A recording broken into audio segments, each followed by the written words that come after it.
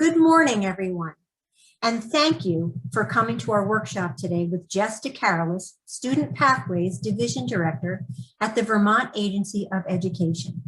I'm Martha Frank. I'm a family support consultant at the Vermont Family Network, and I'm your host for today.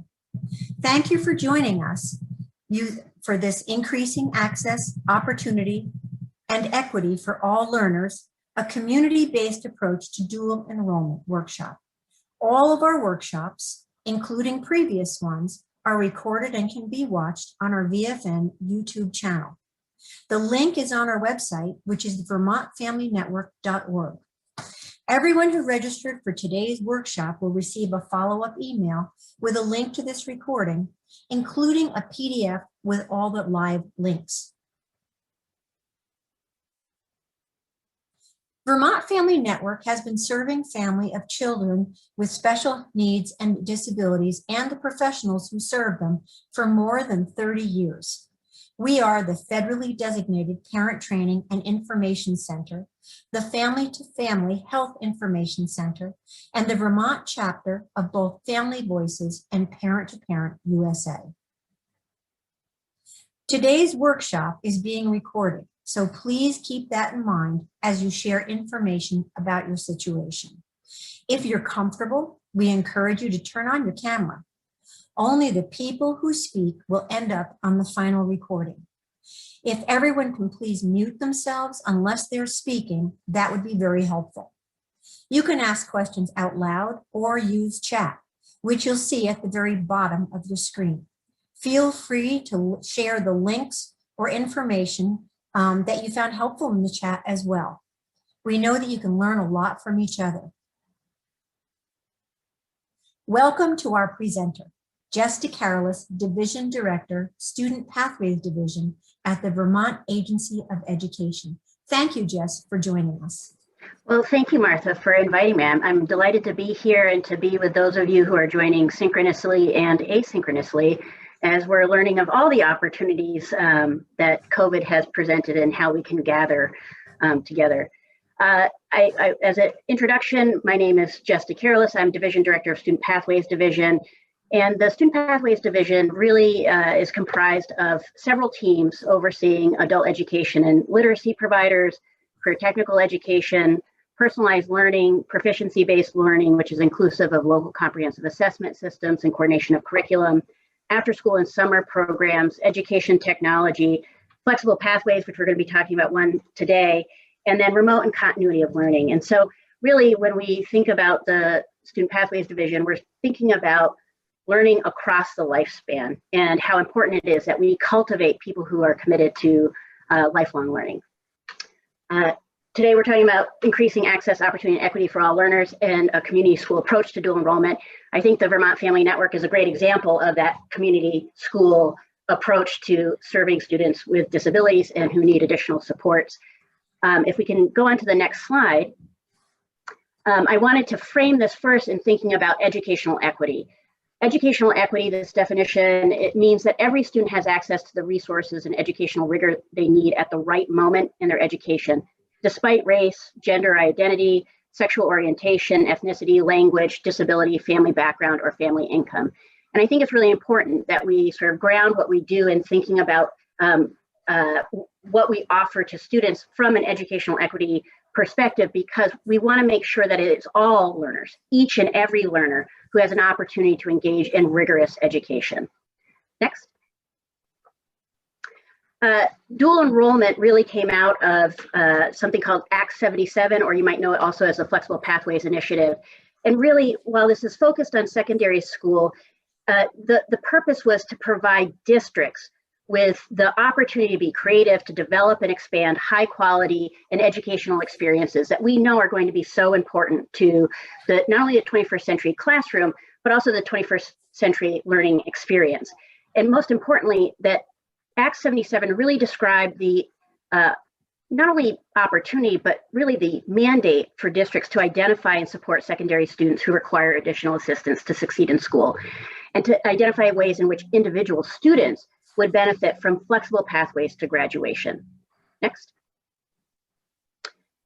This also really detailed personalized learning planning process. And so one of the things we're going to talk about is personalized learning, or it's also conceptualized as student-centered learning. And there's really 5 essential elements to student-centered learning. There's personal relationships, learner profiles, or PLPs as we call them in Vermont, proficiency-based progressions, flexible pathways, and student agency. Next. One of the flexible pathways we want to talk about today is dual enrollment. In dual enrollment, it was a program that was created as a component of a student's flexible pathway. It's demonstrated within that PLP, and it really describes college courses or post-secondary learning that happens in secondary school. So it can be on a campus of an accredited post-secondary institution or college, or the college or post-secondary institution can offer that coursework on the campus of a secondary school, which is, when I say secondary school, we're talking about a high school. These can be online or they can be in person, and I think today more than ever we understand the benefit of offering learning opportunities online. Next. In Vermont, there's really 2 types of dual enrollment. They are differentiated by their funding mechanisms. What we're going to talk about today is the official dual enrollment program described in Act 77.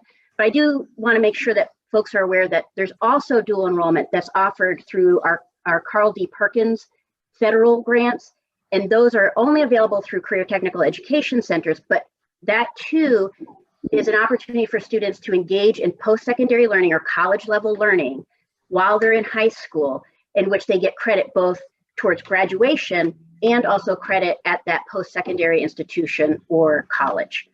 At the end of the session, I'll be describing some additional learning opportunities coming up that really goes in depth about post-secondary options for secondary students. But for now, I think we're just going to focus on dual enrollment. Next. So when we're talking about dual enrollment, I guess the question is, well, what does that have to do with student-centered learning? And so I really wanted folks to think about personal relationships. What do we mean that? And we know that learning is interrelational, it's relational, right? And so in thinking about dual enrollment, we're not only talking about how are students developing relationships through a flexible pathway, say on a post-secondary campus, but how are they using their relationships in order to prepare them for something like dual enrollment? And so it's really important that when we're thinking about student-centered learning, that every student feels like there is a trusted adult, both in their community, but also in their school, who understands what they know and can do, what their goals are, and can advocate for them so that they can engage in learning opportunities such as dual enrollment. Next, learner profiles. And I think that this is one area in which we can't say enough about the importance of learner profiles.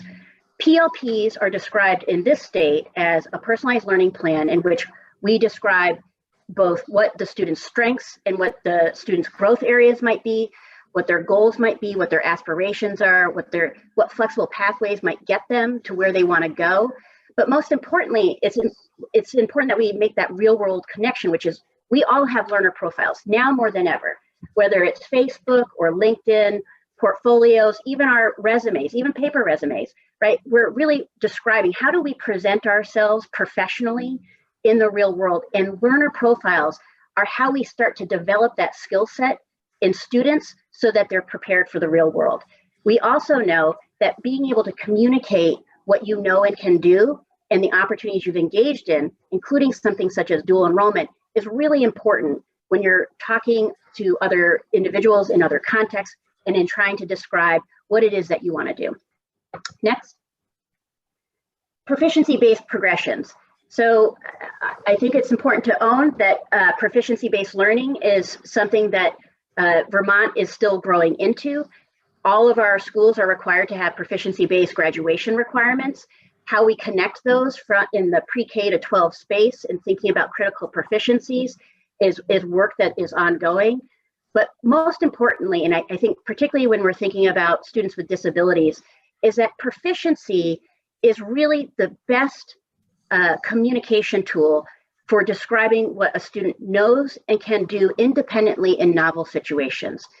For a long time, we have engaged in practices in which how we were communicating through transcripts and progress reports and report cards, what a student's grade was, that grade wasn't always an actual proxy for what a student was capable of.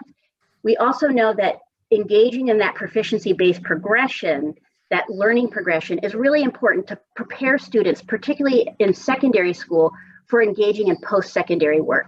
And many times those barriers to participation in dual enrollment come because we haven't adequately prepared students to engage in that level of work. Next. Flexible pathways. Again, dual enrollment is one of those flexible pathways. By engaging in dual enrollment, we're tapping into one of those critical student-centered learning components or essential elements to make sure that students are being able to apply their learning in different contexts, in different ways, but also reflect the learning that happens outside of the boundaries of the school day, the school building, or in this case, through Zoom. Next. Finally, student agency. And I think that this is probably the most critical component and maybe the most difficult to understand. Essentially, what we're talking about is autonomy, responsibility, and independence. And that student voice and how they learn, when they learn, what they learn is really critical if we want to develop autonomous, prepared individuals who can engage in advocacy and connect their learning over time so that it leads to opportunities. Next. So what does the research say about dual enrollment? I think this is really important.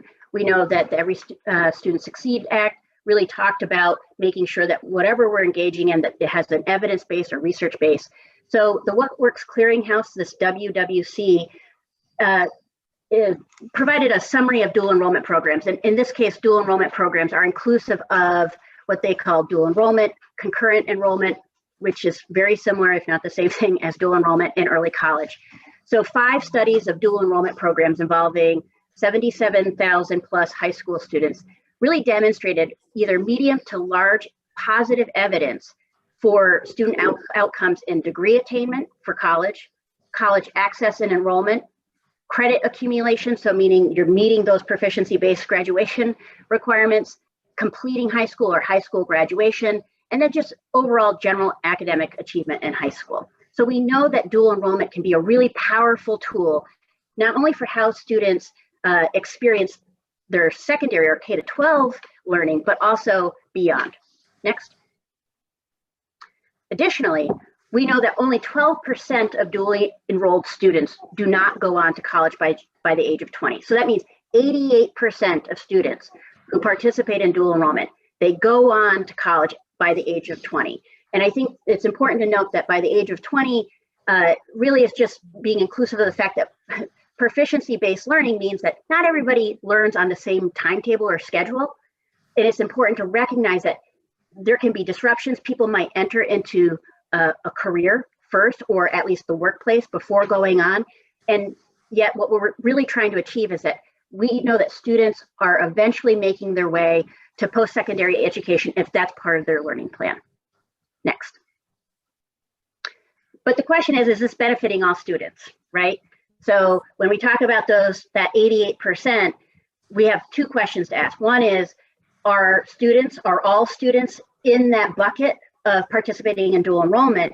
And then are all students reflected in that bucket that goes on to post-secondary education and training? Next. So and this is a hyperlink, so folks can, when you access the PDF afterwards, you'll be able to click on this study so that you can really go through it. But I just pulled out a couple pieces here. So this really did replicate that finding, which is, yes, dual enrollment has these benefits, particularly around college enrollment and completion, that also it's worth the cost. We often talk about returns on investment, and sometimes the price tag of certain programs can make people react. But when you look at what are the benefits of people offering those programs, that they far exceed the cost of the program. But it was important also to note that they're getting at that, is it benefiting all students? This particular study demonstrated that low income and BIPOC students, so Black, Indigenous, people of color, do not benefit as much from dual enrollment delivered in traditional high school settings, that dual enrollment costs can be a barrier to accessing dual credit education, and that many times counselors are overcome or overwhelmed with certain responsibilities, and that there's challenges to ensuring that students are receiving that quality advising. And I think in this state, we'd be thinking about how are students working within their PLP, how is that PLP part of conversations that individuals are engaging in, and how are students learning about and being offered the opportunity to engage in flexible pathways. Next. So just to dig a little bit deeper, we'd be interested in what does our data, so Vermont data, tell us. Next. So this is a reflection of the Common Data Project from 2018. And we will be coming out with an updated Common Data Project in which we will have updated post-secondary outcomes. But I think that this is important to put at the forefront and to address explicitly, which is we know that there is a huge disparity between students with disabilities and students without disabilities enrolling in college. We start to close the gap when we look at college persistence, and that means students staying in college, so not dropping out after the first 6 months or after the first year or having to take a leave of absence. And then we again see that disparity reappear when we talk about college completion. And so I offer this not only to say we've got some work to do, but also to say, what can we learn from this? What does it mean that there are some barriers to college enrollment, but once students get there, that we start to close the gap, right? And so what can we learn from that? And then what might we need to scale or build on in order to look at how do we then have students be able to stay, to make sure that they complete college? Next. We also, I wanted to share some previous trends in dual enrollment, in our dual enrollment program in Vermont. Next. So you'll see here from school year 14, so that's fiscal year 14, the 2013 to 2014 year, all the way up to the 2016 to 2017 year. For students who did not have an individualized education plan, we had an increasing rise in the number of vouchers used.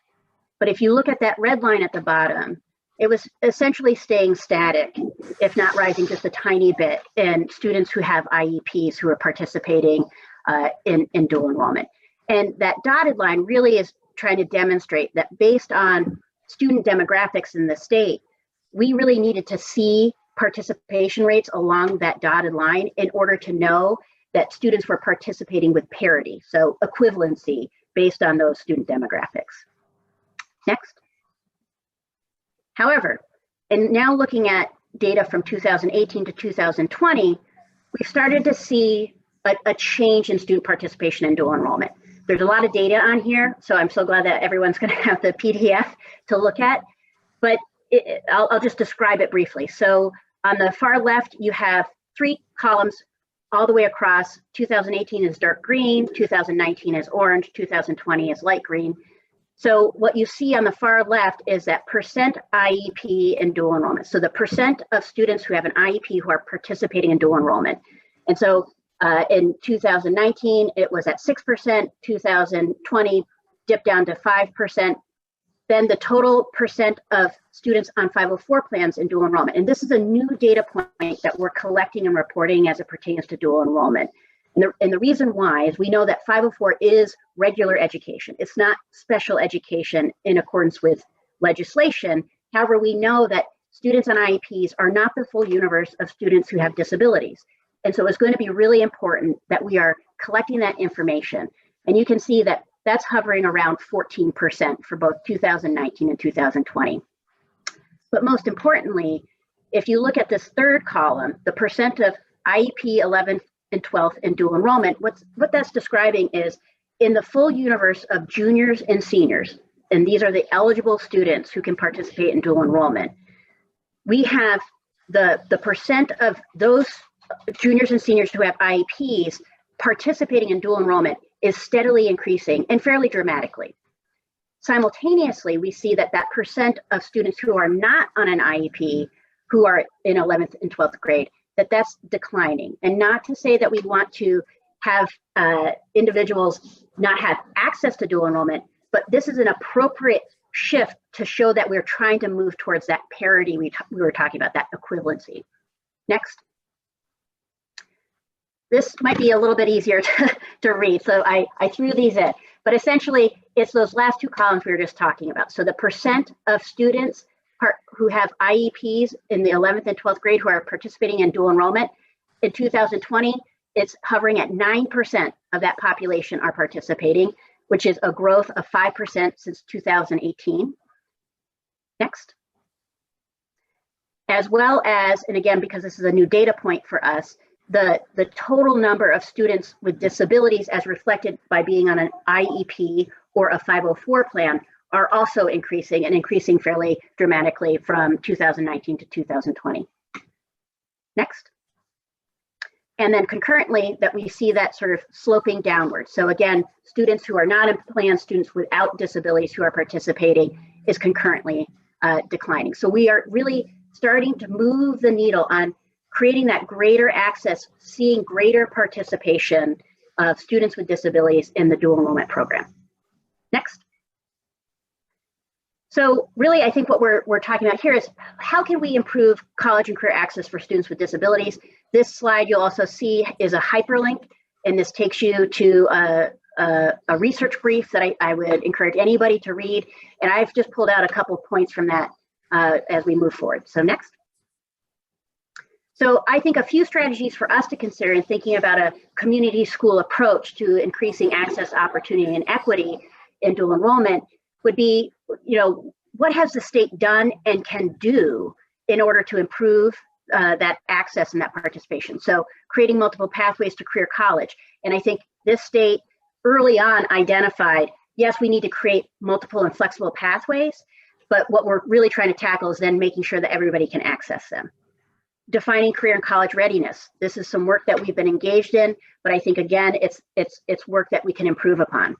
Set, and I would say maintain high expectations, aspirations, and goals.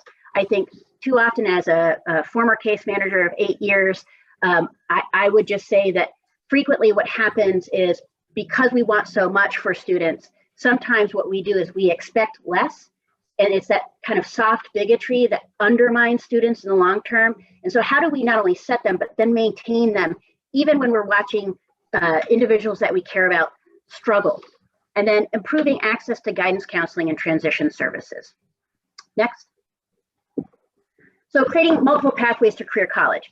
I can't help but just point out here that while we're talking about dual enrollment, there are a number of official flexible pathways in this state, and that really exploring all of them are going to be really important when we're thinking about post-secondary aspirations. And that means, what do you want to do after high school? And that we know that going on to college isn't the only thing, nor should it be. But we have career technical education. How are we actually encouraging students to go into this rich network of learning environments in which they can earn industry recognized credentials that can be applied in the immediate term, that they can be creating bridges to careers in the near term? We have dual enrollment and fast forward. We have early college. We have expanded learning opportunities, including thinking about after school and summer programs, community-based and service learning, and how are those things connecting and preparing students to what they want to do. We have the high school completion program, virtual and blended learning, which I think a lot of people have become much more familiar with these days, and finally work-based learning. And we know that in this state too, we have a whole network of providers that support students in transition counseling and engaging in work-based learning. Next. Most importantly, though, I think we need to define college and career readiness for students with disabilities. And this is a common definition: being prepared for post-secondary education without the need for remediation. And I think it is important that we define that. Next. But this is academic preparedness or proficiency. And we know that being prepared academically isn't the only thing that prepares us for post-secondary reality, whether it's career or college. Next. So for all students, but I think especially for students with disabilities, it's really important that we focus on other critical skills. And in this state, we've called them transferable skills, but also social emotional competencies. And a few examples would be thinking about, how do we develop the skills of independence and self-determination? How do we teach kids explicitly to engage in self-advocacy? And how do we encourage the development of resiliency? How do we focus on and talk about self-management and interpersonal relationships and critical thinking, lifelong learning, and employment skills? If we solely focus on academic preparedness, we often find that when students go on, they might have that proficiency to engage academically, but we know that in college, there are all sorts of other skills that can actually undermine the success of students in their participation. Next. So one thing that we've been engaged in at the agency is developing what we call the Vermont Portrait of a Graduate. And you can see that there's 6 components that have been developed. This came from a community-based approach where teams from the agency engage stakeholders from the field, including students, to really get at what does it mean to be college and career ready? What is it that you want to do as a graduate to be able to engage in the world independently? So learner agency, and you see that that's also, agency is a critical component of student-centered learning. And that could include reflection, responsibility, and self-advocacy. These are not the only things, but just a few bullet points. Global citizenship. We know that in the 21st century, and now particularly with the advent of technology that can connect us across the globe, that we want to make sure that students understand how big the world is and that they can engage in the world. So participation, collaboration, taking action. Academic proficiency, and again, I think the core components beyond just those content areas are independent, application, and what you know and can do. Communication, understanding is multimodal. We're engaging it right now. That emotional regulation is really important, and engaging in active listening. Critical thinking, so analysis, problem solving, and decision making, and well-being. And this was something that actually students really advocated for. How important it was that thinking about how you felt and whether you felt like you could aspire to things, whether you had hope, was really important. And critical components of this are that self-management and understanding and communicating your identity, and financial literacy, right? We know that in thinking about going on to college, a key component that can undermine students and families alike are whether they understand what the costs of college are. Next. High expectations, aspirations, and goals. Next. One of the biggest barriers, I think, in thinking about students participating in dual enrollment or early college or going on to college generally after high school is really having to address beliefs. We know that students have beliefs about themselves, there's parent beliefs, and there's educator beliefs. And I think there's a piece that the personalized learning plan can really play in this part, but mostly it's about really questioning ourselves and saying, to what degree are we actually diminishing aspirations at the outset because we have a sense about what someone can do without allowing them to demonstrate what they can do? And so I think often we can engage in conversations, whether it's in planning meetings or with our own children or with our community, about what people perceive someone can do versus what someone actually can do. Next. Identify goals. So a key component, we always talk about goal setting, but it's really hard that if students aren't exposed and they're not exposed early and often to what's possible, their goal setting will be diminished. And so I think it's really important that we're having this conversation now. What are those flexible pathways? What can the PLP do? What can we expect of students so that when they're setting their goals, they have a much wider lens about what's possible? Next. Maintaining high expectations, right? I spoke about this earlier, but reducing expectations can often achieve those near-term goals, but undermine long-term goals. And so how important it is that we maintain those high expectations for students, understanding what they can do, not what we believe they can do, so that they can achieve goals through what their application of their learning is versus us reducing expectations. Next. Create roadmaps to connect goals with expectations. So making connections for students between what they want to achieve and what they need to do to get there is really critical. Again, we understand that students can set goals, but if they don't have a good understanding about what is possible and they don't know what is expected of them to achieve the goal, then there can actually be a barrier to students meeting those goals. Next. Identify barriers and obstacles. Really important for us. I think often it's uncomfortable to address where we're falling down, I work at the Agency of Education, so I have to confront that on a daily basis. But it's really important that we recognize real and perceived barriers and address them head on.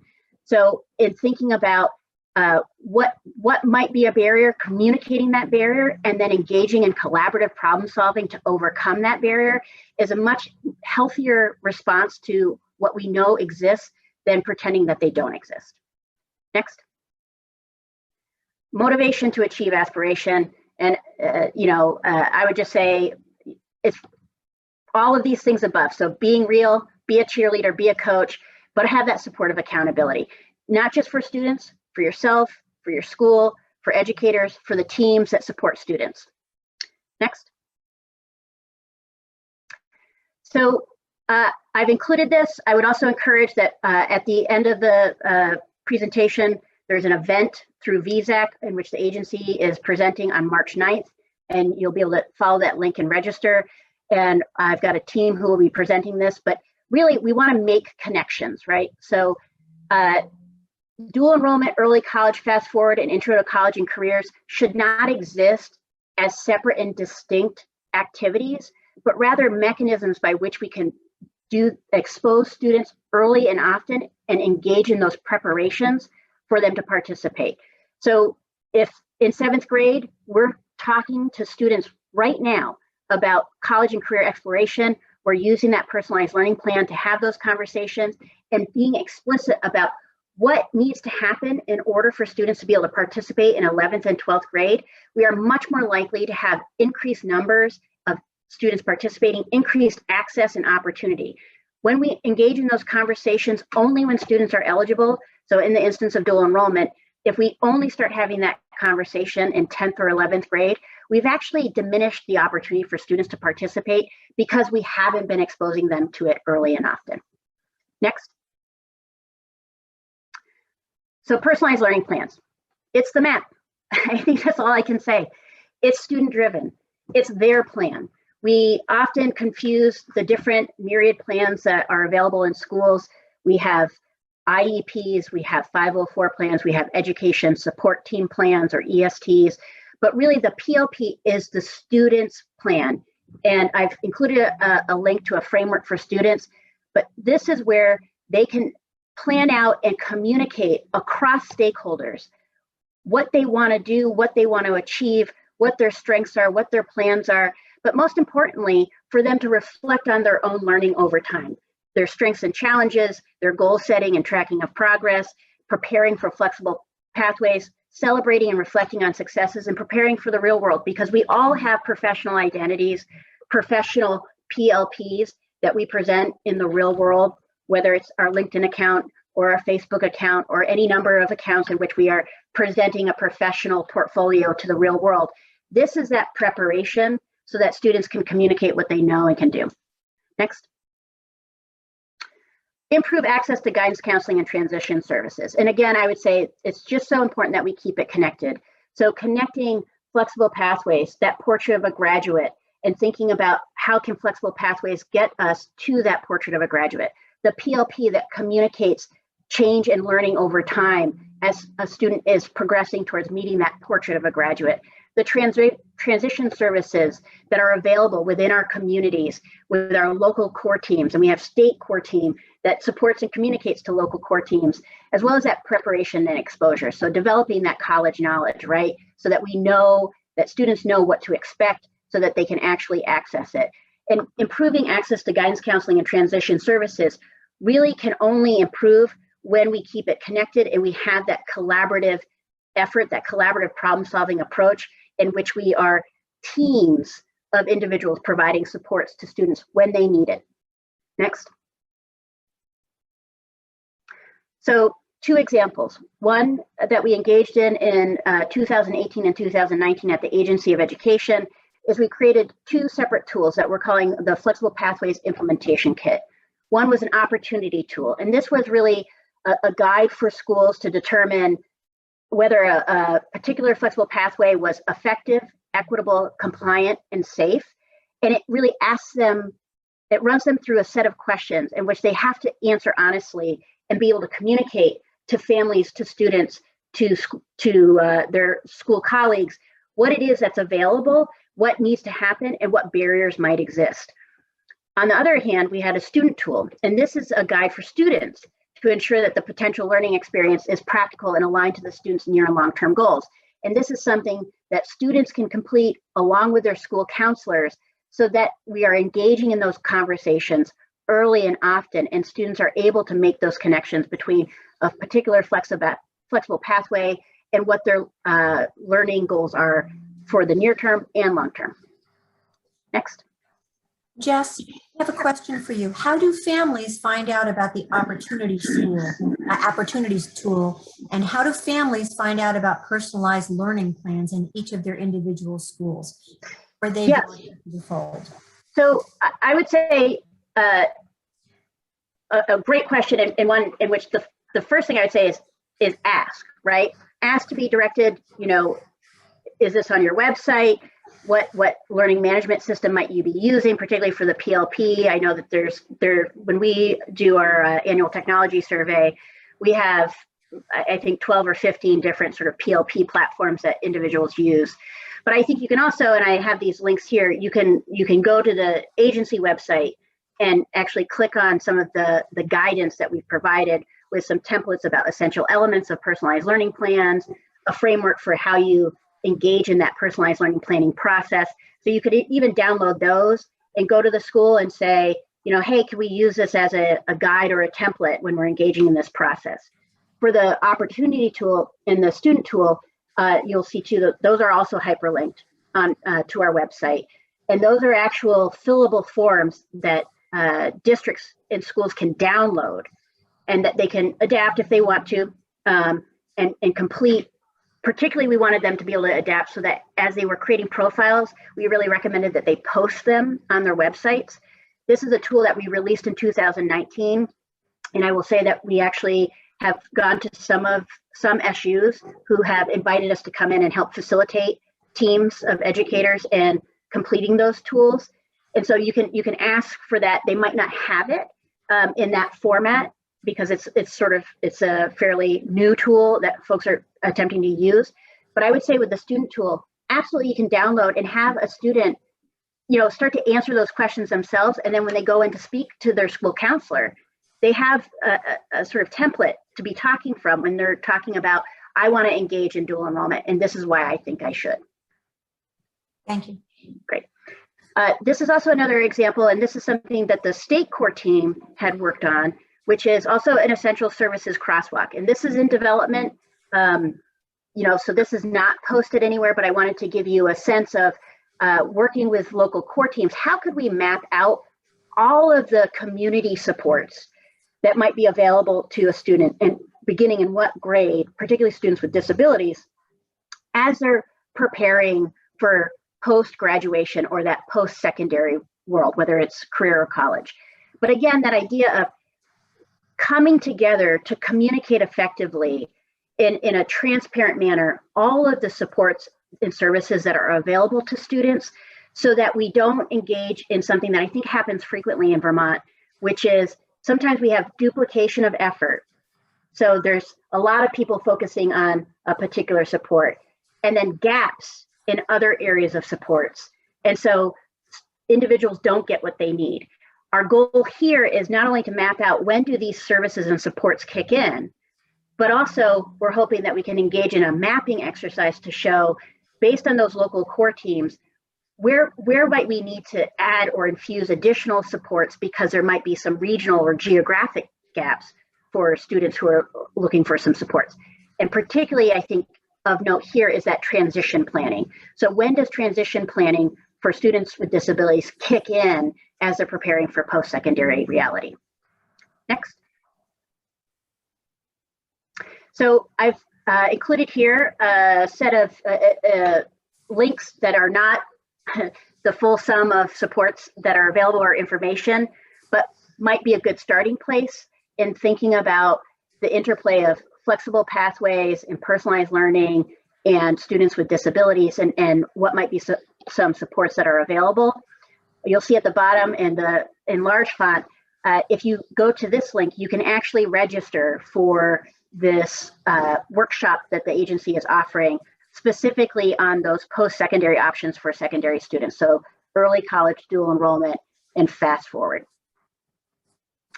Next. So I'm going to hand it over to Martha again. This questions and suggestions, she's going to take you through the closing of the presentation. I'm going to stick around, and I'm hoping that we can engage in a dialogue. I'd love to hear from folks if they have questions, but also suggestions or want to talk through some particular issues or scenarios. So Martha, thanks for sticking with me, and thank you. Thank you, Jess, for today's excellent workshop. And you will see a link for an evaluation in the chat. So please take a few minutes to complete it so we can make improvements and fulfill our grant requirements. For everyone who's registered for today's workshop, you will receive an email with the link to the recording and take a few minutes to complete the survey so we can make, again, improvements here. Also, the PDF will be also sent to you with the live links. So I'd like to let folks know that we've got many more interesting workshops coming up, and you can find details about those on our homepage of our website, and that's vermontfamilynetwork.org, along with the links to previously recorded ones. Registration for our 2021 virtual annual conference will be April 8th and 9th, and it's open. Our theme is Imagine, Inspire, and Innovate. We're excited to have two internationally known presenters joining us, and we have tons of information on our website, and getting connected with us is easy. You can follow up on Facebook or join our closed Facebook page if you're a parent. The name of the closed Facebook page is Vermont Families of Children with Special Healthcare Needs. You can also sign up for our monthly e-newsletter and check out our YouTube channel. So it's really important to remember that we're here to help. Please contact us by phone or email, and thank you again, everyone.